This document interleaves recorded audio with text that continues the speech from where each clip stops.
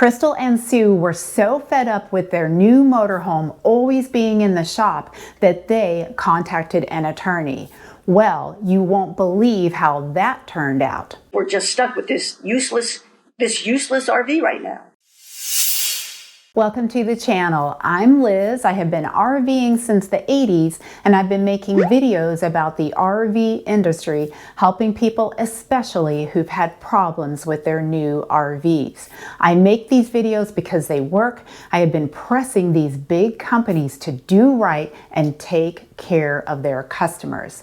Today, I take on Rev Group. This is a big group that owns Lance, Fleetwood, Holiday Rambler, and more, and I'll have their response later in the video. We've had 5 campers. Now we finally got our dream RV, which is not so dreamy because it's been a nightmare. We bought the RV for $132,867.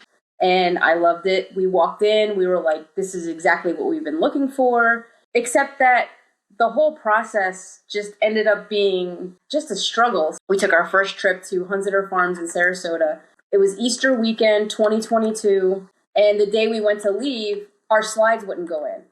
I'm like, this is a brand new RV. And so we know, of course, we're trying everything. We're looking in the manuals. We're looking to find where the motors are. The manual said the motors are under the bed. We lift up the bed. There's no motors in the bed. There's no override. Usually you can go into the storage unit and you can take the brake off the slides and use a crank and crank them in. There's nothing like that. Finally, we had to call CoachNet. I will say they were the greatest purchase we ever made. They're kind of like a AAA for RVs. They said, we're going to try and get techs out here, but we don't think we can get them today because it's Easter Sunday. So we had to wait till Monday. We had to call in sick for work because we couldn't leave Sarasota. Her son even came down to see if he could try and fix the slides. He couldn't figure out where the motors were. And then they came and basically just dismantled the motors, which are inside the slides in a very small space like this. And they're just sticking their hands in trying to, dismantle the motors. And then they pushed the slides in. Finally, we were able to get it back home and go to work the next day. Then General RV replaced both slide motors,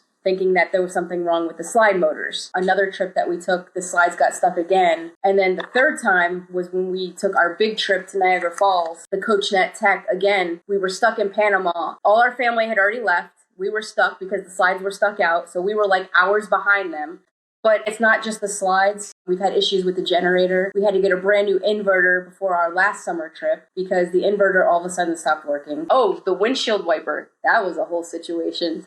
So we were on our way to Niagara Falls and it was torrential pouring rain. We put the windshield wipers on and we needed like the fast speed. So I turned them on, they went on slow, and then all of a sudden they went fast speed and the driver's side windshield wiper flew off the RV, wrapped around the side mirror, and we couldn't get it off. We had to pull off the side of the road, unwrap it from the side of the mirror, and then we were out there in the pouring rain trying to adjust the levers. That didn't work. And so basically I was just turning the knob, click, the windshield wiper would go click, and so we're, doing 60 plus miles an hour with a broken windshield wiper. And while the wipers are going, the lights on the dash are dimming and then coming up and dimming and coming up. And then the same thing with the radio screen. And then we had family calling us that was behind us, and they're like, your lights are all flashing on the outside. We took it back to General. We told them about it. They said, oh, it was just an adjustment they had to make. When we took it out on another trip, same exact situation. I'm like, did you even turn on the windshield wipers after you made the adjustment? Because clearly you didn't, because they're still broken. All our whole kitchen cabinets, everything was pulling away from the wall.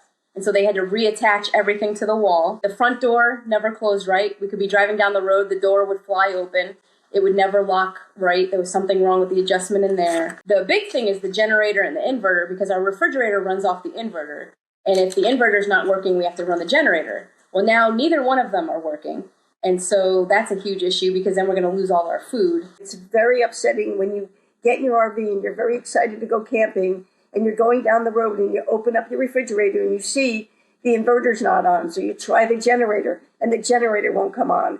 And you don't know if you're going to make it to the destination without your food going bad. We had decided that there's definitely something electrical wrong with this RV. Common sense tells you that there is with the flashing lights and the slides working sometimes and not all the time, and then the generator not working and the inverter not working. It all seems to be electrical to me. And everything was intermittent. It could happen one trip, one trip could be beautiful. We'd have no issues. And then another trip we would have an issue.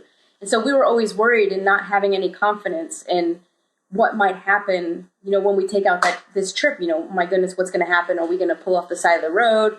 Are we going to go here and we can't start the generator? We have a dog. We can't leave the dog in the RV without a generator going and air conditioning. After all these issues, we decided that we needed to get a lawyer. Things that we never had issues with any of our other RVs.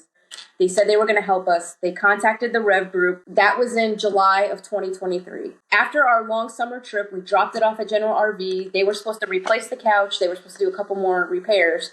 And then Rev Group is going to pick it up October 2023. So it sat there from July to October. Then Rev Group picked it up, drove it to Indiana, put, 1,000-something miles on the RV. And they kept it until like November. When it was in Indiana, I spoke to a service advisor. I spoke to a tech on the phone because they were calling me. I'm on the phone with the tech and I said, there's something wrong with the generator. I think there's a huge electrical issue. And the tech guy was so rude. He was like, ma'am, do you know you can't use the generator if it doesn't have half a tank? And ma'am, do you know this? I was like, first of all, you don't talk to me this way. This is not my first RV. It's not, I know what's going on. And these are things that are not working. And then he would press the slide button in and out and he's like, it's working fine. There's nothing wrong with this.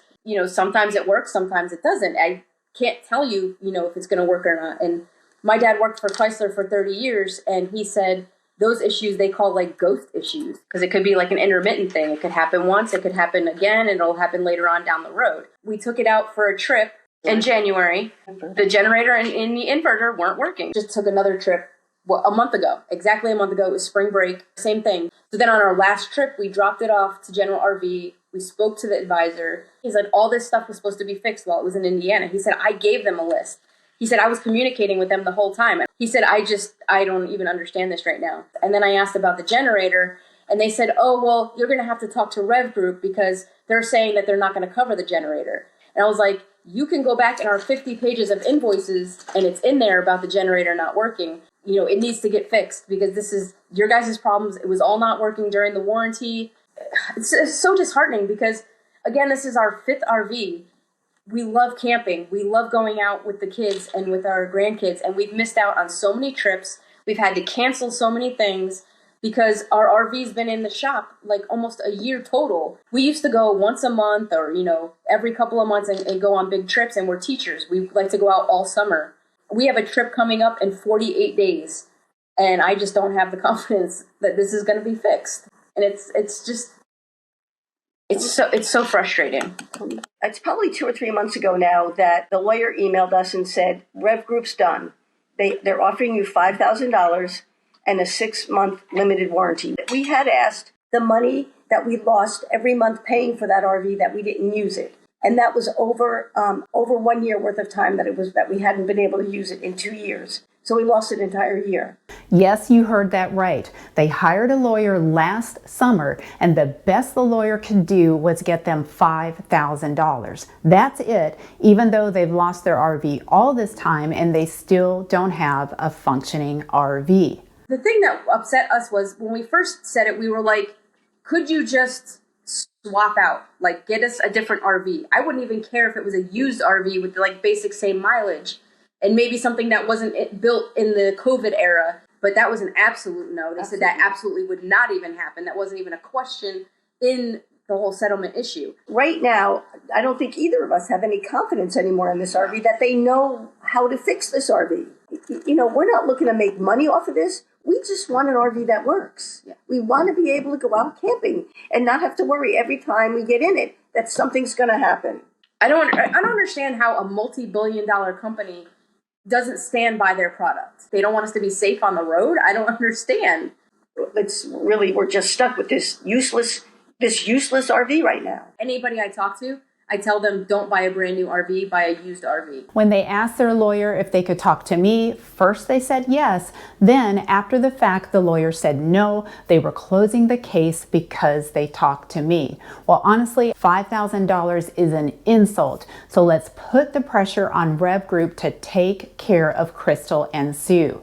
We would love for Fleetwood and Rev Group to buy back our RV, give us the money back that we put down on it, so that we could go ahead and buy another RV, a used RV that actually works and will get us where we're going safely, and so we can take the grandkids on camping vacations. I heard from Steve Heim, he's the VP of Customer Service. He said that customer service is an absolute priority, but he was reluctant to say more because he was under the impression at that time that they were still working with an attorney. But as I said, the case is closed, so now Steve and Rev Group are free to help Crystal and Sue. I want to come back with a happy update. I want to have some positive news. I want to come back and say Crystal and Sue are happy.